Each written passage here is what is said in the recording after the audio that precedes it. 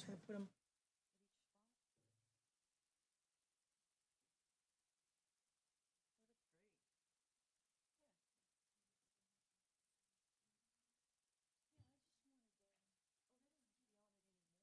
to. Oh, they don't have to be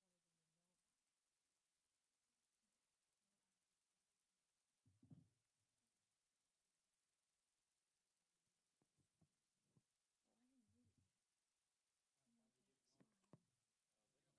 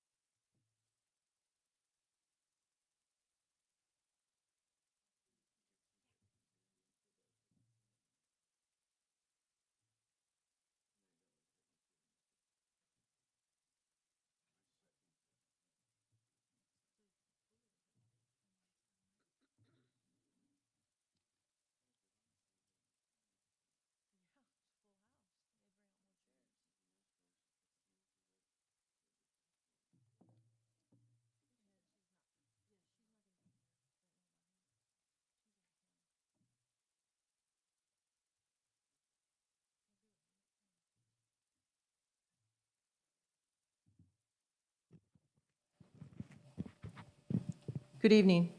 We do have a member of the Ministerial Alliance here with us this evening, Mike Mashmeyer. I got it? Okay, from New Life Church. Mike, I don't know if you've met our board.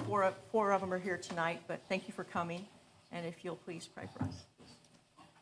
Dear Heavenly Father, we thank you and praise you for your goodness and your mercy. God, I pray for this meeting. I pray for those that are here. God, I pray for wisdom. I pray for good counsel. I pray for peace.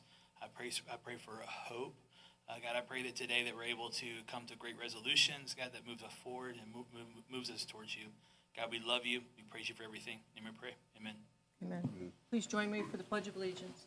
I pledge allegiance to the flag of the United States of America and to the republic for which it stands, one nation, under God, indivisible, with liberty and justice for all.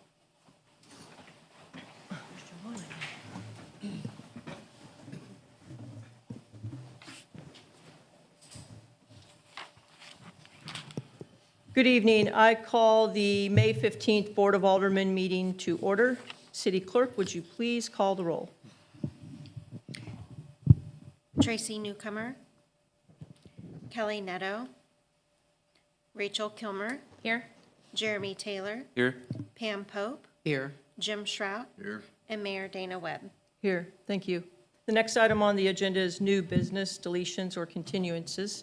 We do not have any of those tonight. So our next item is public comments.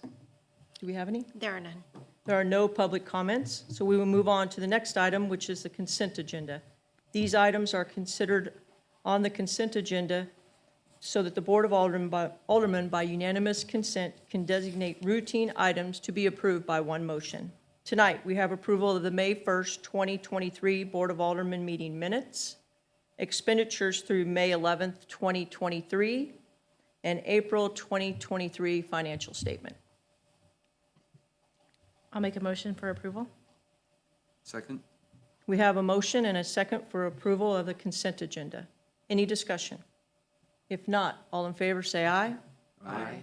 Opposed? Motion passes. The next item on the agenda is unfinished business. We do not have any of that this evening, so we will move on to new business. The first item on the agenda is discussion, consideration, and possible action regarding Bill Number 23-20, regarding an ordinance approving the participation in the Mid-America Regional Council Greater Kansas City Regional Resource Sharing Agreement and authorizing the mayor to execute the agreement. That would be you, Mr. Sherwood. Yes. Thank you. This is an agreement that is a bi-state in the Mid-America Regional Council region, bi-state agreement that puts out the rules for sharing resources in emergency situations, which may be day-to-day operations. It can be during disaster or day-to-day. We frequently share resources, especially in law enforcement and in fire and EMS. And in about 1990 or so, the Missouri State Legislature approved legislation to do this throughout the state of Missouri that lays out the rules for what happens, who pays for the various costs during sharing like this. We have been unable to do that by state across the Kansas line because Kansas had certain laws in place in certain professions, especially medicine and law enforcement, that only persons certified in Kansas could perform those functions. The Kansas State Legislature, in order to participate in agreements like that, has changed that. So we're now trying to do a Mid-America Regional Council region resource sharing agreement to make those rules more formal in this region. Thank you, Mark. Does the board have any questions? So this is something that has kind of been informally going on for a long time, and this is just the formalization of it, basically. Correct. Okay. I see Lafayette County's not a part of it. Does that, They're in another region. okay. Are So, we involved with but that they're too? covered by the Missouri, the statute that the Missouri legislature passed many years ago Okay. for resource sharing. although they could share resources with the Mid-America Regional Council region, Okay. now across state lines. So are you asking because we have some citizens in Lafayette County? Yeah, Right. that was just, yeah. So yes, we are involved, like, you assist with that because we have Right. citizens Lafayette? Okay. Thank you, Mark.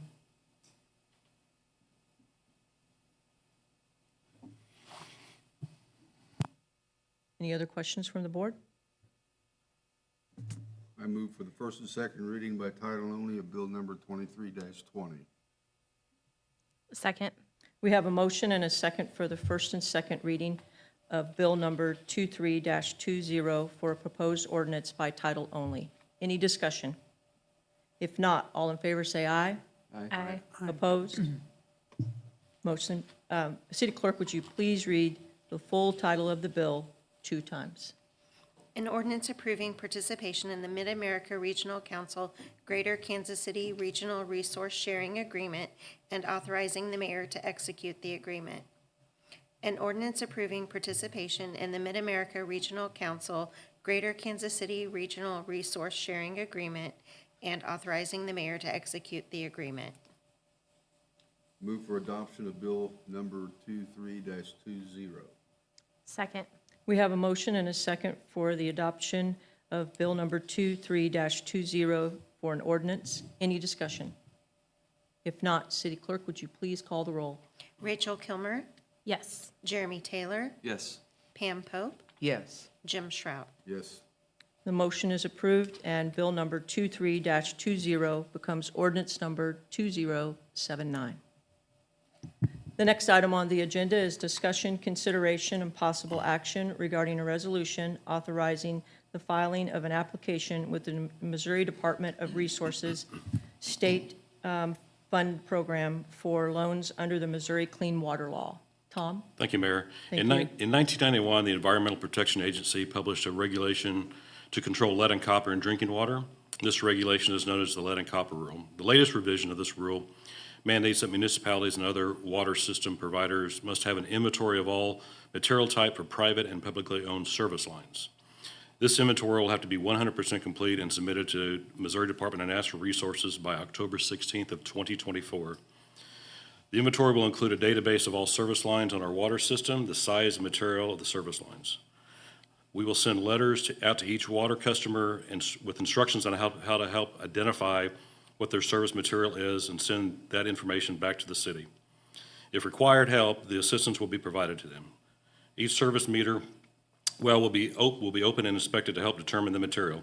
If needed, we'll do potholing, which is excavating a small hole over the service line to determine what type materials the line is. The federal government banned using lead and copper and solder on service lines and plumbing in 1986. Missouri's lead ban became effective in January 1st, 1989. So we're really talking about homes built after that, but we still need an inventory of every home on our system. But we'll just kind of target the ones that might have lead prior to the 89. The Missouri Department of Natural Resources has about $49.98 million to assist communities on a first-come, first-served basis for this inventory. If we are funded, we would use this funding to hire a consultant to help us on our endeavors. Applications for this assistance is due by May 31st, 2023, and selected projects will be announced in July of 2023. The application process requires a resolution from the governing body, which is why I'm before you today. And I'll be Thanks, happy to sir. answer any questions. Thank you, Tom. You said you'll target homes that were that were built from what year? Well, it's anything older than 1989 may have lead in them. We will send a letter to every home asking them to identify, but like I say, we'll kind of focus on the ones that we might have suspect lead. Okay. But like I say, we will send letters and instruct them how to identify what type they may have, but some people aren't gonna be able to do that. They can give us a call, we'll come out, the consultant will come out if we get the funding and help identify. Okay. Thank you. You said something about lead solder, or copper solder? Yeah, back before in the 80s, some of the solder on the smelted copper pipes would have lead in that, and that was banned also back in the 80s.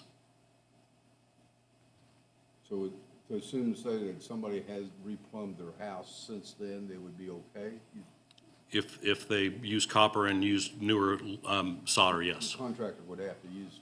Right. I mean, back after the rule became effective, if someone in the early 90s still had old lead, hanging around, solder, they might be in there, but chances are slim. Thank you, Tom. I move for first and second reading by title only of bill number 23-06. So it's. Right? It's not an ordinance, it's just an approval. Yeah, I make a motion, we approve. there you go. Second. We have a motion and a second to approve the resolution regarding the application for the Missouri Department of Natural Resources. Any discussion? If not, all in favor say aye. Aye. Opposed? Motion passes. The next item on the agenda is discussion, consideration, and possible action regarding an approval of the repair truck number 104 from KC Hosel in the amount of $13,412.40. You Thank you, again, Mayor. Tom. Yes, ma'am. This item is for repair of the 2003 International Harvester dump truck. This is one of our two large dump trucks, and the only one that is equipped with air brakes that can pull our asphalt patcher. The truck broke down on I-70 while traveling to downtown to get some asphalt, hauling the trailer. It started puffing white smoke and making some noise, so our driver pulled over and immediately called us. We had it towed to Casey Wholesale, where they discovered a fuel injector had broken and dumped large quantities of diesel fuel directly into the cylinder, which caused that cylinder overheat and actually melt the piston. The estimate for the repair is $13,412.40. I think the invoices or the repair is actually including your packet. The cost in parts only for the 6 injectors is $5,906, so it is a high dollar item. If approved, the vehicle will be paid for out of our vehicle maintenance line item for water, sewer, and streets equally. Currently, there is $15,655 in those accounts for vehicle maintenance. So with that, I will be happy to answer any questions. Thank you, Tom. Now's the time to ask your questions. So this is the same truck we dealt with? It is. And this, it's, I know we talked about this truck being a good truck, and, had a new bed, but it was replaced in 2019, the motor was strong. An injector breaking is kind of a freak accident, I guess, but, stuff like that does happen. But yes, it is the same truck. Well, since we had it repaired, are they gonna do anything to help us out with it? They did discount, give us a courtesy discount of $500. So the last motor, they didn't check the injectors then? Correct. And I don't know that they normally Why would. they wouldn't check the injectors? Yeah, I don't know why they wouldn't. It's just, one of those components that, it's a 20-year-old truck, so, I don't even know how you'd inspect an injector to see if it was bad. Well, all the more reason I would think you would. Yeah. And then we had the issue, we talked about this last time, it's kind of hard to get a second bid on it because you have to actually tow it to Right, somewhere else to get a correct, second. correct. It's the big dump truck, right? It's the big one, Yeah. yes. What's that gonna be in total to? I'm sorry. What would that bring the total we spent on it? It was about 25,000, back in March. In 2019, a new bed on that thing was $15,000. So from March, they're offering a $500 credit. Was there any warranty on it or anything from March? Well, there was warranty, they replaced the turbo and the head, so there's warranty on parts and labor, or parts, for the items they replaced, but not these items here. There would also be a warranty on the new injectors, but, it wouldn't include any kind of labor, it'd just be if an injector itself went bad, and nothing else on the vehicle. So, yeah, I do want to just clarify, Yeah. the $25,000 fix did not include new fuel injectors. So one of the 6 injectors failed, resulting in the damage to the engine. The bid before the board tonight is to replace all 6 injectors, even though only one failed, because if one failed, the other 5 might go at any time. Okay. So Okay. the bid does include replacing all 6 of the injectors. Makes sense, yeah. I mean, it's something we have to have, but it's hard to spend money on, continuing to spend money, but a brand-new one is, hundreds of thousands of dollars, and you'd probably have to wait a year. True, I Yeah. agree with that. Yeah. It's just, it's a little disappointing that you would spend that kind of money and not make sure that that part of the engine, which can cause that kind of a problem, wasn't looked at. Yeah, I understand. And these new injectors they're gonna put in, New ones, yes. they're not rebuilds, they're brand new. No, they're brand new, and they're pretty high. Like I say, just the injectors, the 8 injectors alone are almost $6,000 for just the parts. So like I said, you know, being that cost, they wouldn't have automatically replaced those injectors back when we spent the 25, because it would have added another 6,000 onto that. But hindsight is, you know, Sure. Yeah. Tom, do you have any way of knowing if this is an equal or fair bid? You know, I don't know.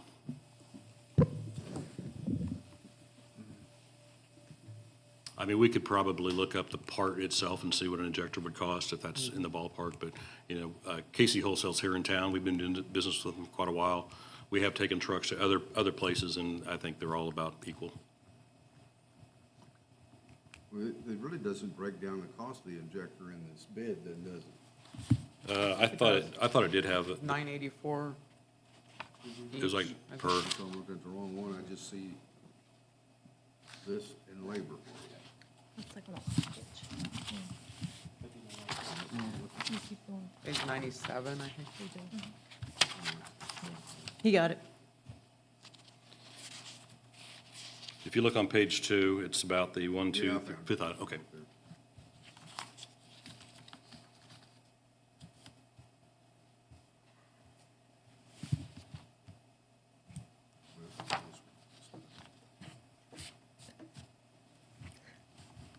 So you just need approval? Correct? Yes, he Yes, does. please.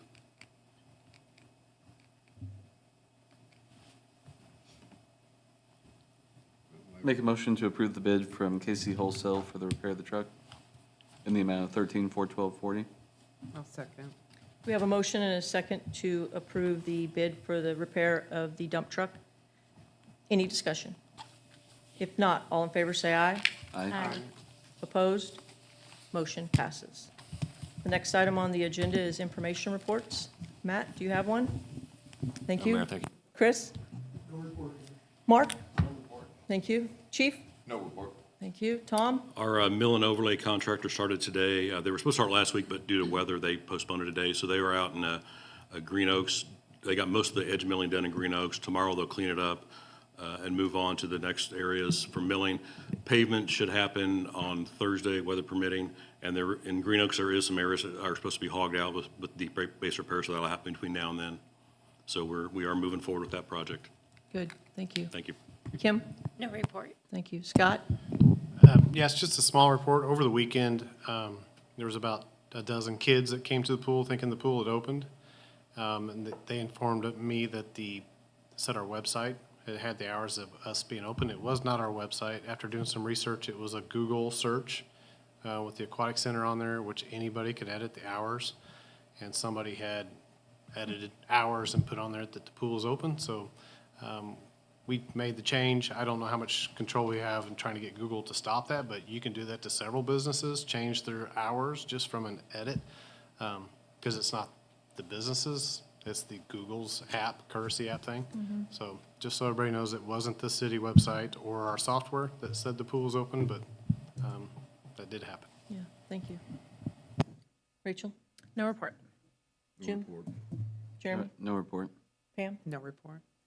My report would be, I would like to direct city staff, Scott knows about this already, but direct city staff, which would be Park, to go ahead and start with the process of discussions you've had during Park Board meetings of figuring out if the field house, which is called the field house now, is going to be a field house or if it's going to be a venue. If you've read Park Board meeting minutes, there's been lots of discussion with the Park Board of changing it to a venue, changing the look of it and everything. This will require lots of research for budget items, and things. It's also a good project leading up to the budget coming up at the end of the year. So if you could start working on that, and then it would come back to the board, obviously, of what needs to be done with that. And I know you talked about then there'd be new signage and all kinds of different things along with that, so, okay. That's all I have. I'm looking for a motion to adjourn to executive session, please. I'll make a motion, we adjourn to executive session the numbers. Wasn't on that page, number 610.021. Second. Second, what? You got to say the whole thing. 610.0211. Thank you. Okay. No. Second. All right. We have a motion and a second to adjourn to executive session 610.0211. Any discussion? If not, City Clerk, would you please call the roll? Rachel Kilmer, Yes? Jeremy Taylor, Yes. Pam Pope, Yes. Jim Shrout. Yes. We are adjourned to executive session.